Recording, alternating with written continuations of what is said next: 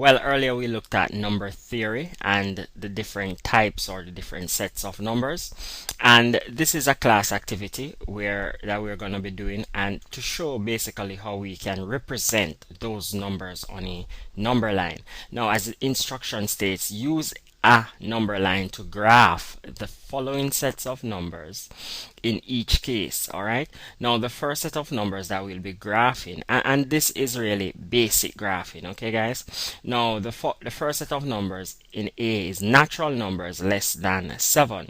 Now basically from what we have learned, what natural numbers are, we would know that natural numbers starts at 1 and they increase 2, 3, 4, 5, 6, 7, 8, 9, and they really goes up to infinity.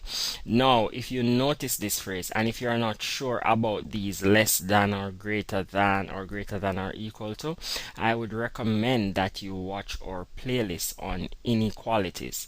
That playlist explains a lot of these concepts quite clearly. Okay, good. Now natural numbers less than 7.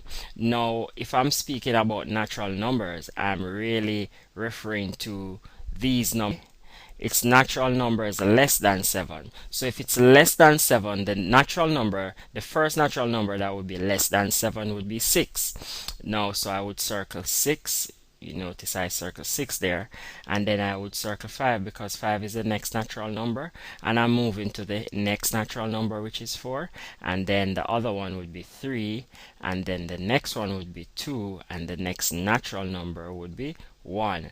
Now natural number starts at 1. So if I'm dealing with natural numbers that are less than 7, then I would have to start at the natural number less than 7 and I would have to stop at 1 because that's where natural numbers begin. Okay, now moving on.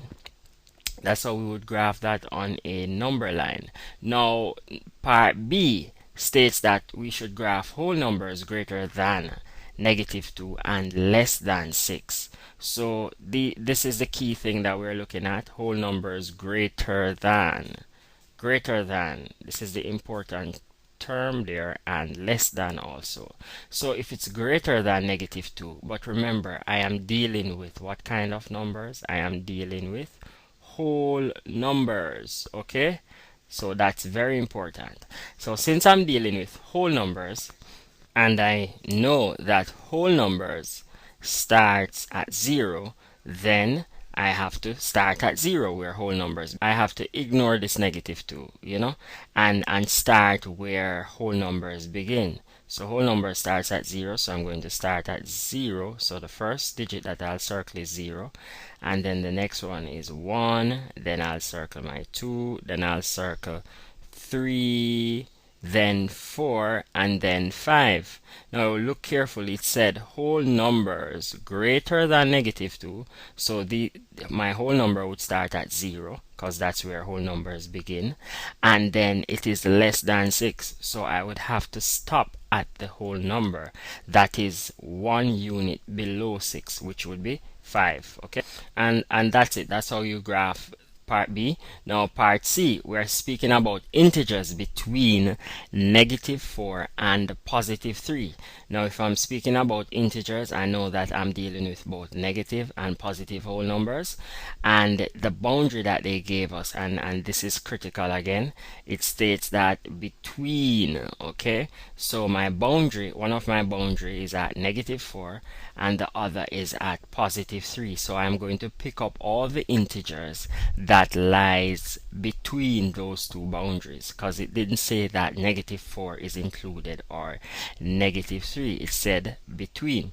So my integer here would be -3, then -2, then 1, then 0, then +1 and +2. Now if you notice, I have circled the integers, or I have graphed the integers that are between these two boundaries. -4 and +3 are excluded. All right, good.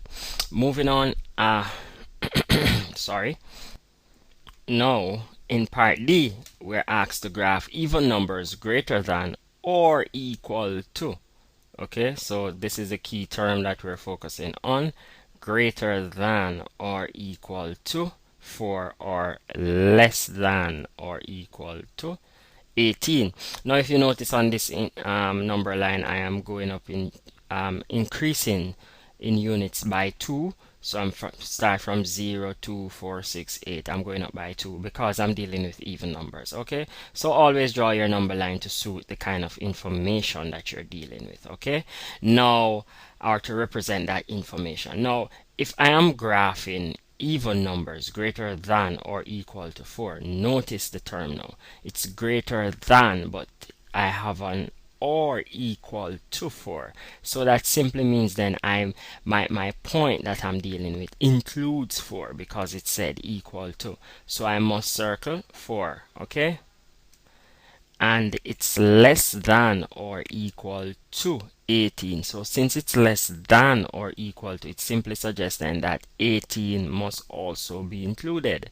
Alright, so I'm picking up all the values included from 4 to 18. So I must circle 6, 8, 10, 12, 14, and also 16. So since it said greater than or equal to, it simply means then once you see equal to, it's included. That boundary, the 4 here in this case, would be included, and also it's less than or equal to 18. So it simply suggests then that the 18 would also be included.